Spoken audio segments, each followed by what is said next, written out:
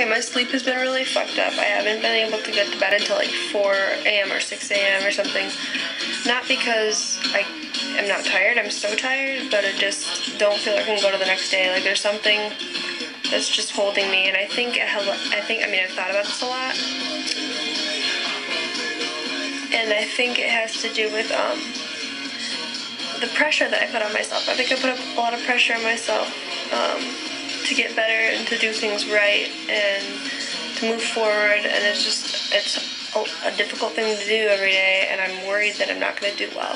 So then at night, it's like I don't have any pressure because the only thing that I'm supposed to be doing at night is sleep.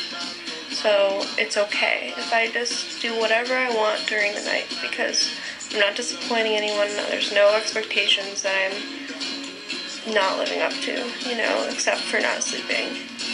And I feel bad about that, but it's like I need a break at some point. So I think I'm just taking it during the night when I should be sleeping. And mostly what I'm doing during that time is binging and purging. Like that's when I do it because I've only been binging and purging like once a day. And I don't know if that's because of the Celexa that I'm on now or if that's just the way things work out.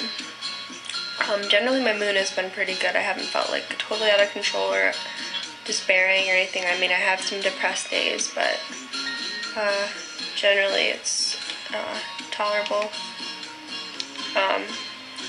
So yeah, haven't been sleeping, which is really hard on everything. I mean, like I feel like that's such an important thing because every single thing that has to do with recovery and health in general requires energy and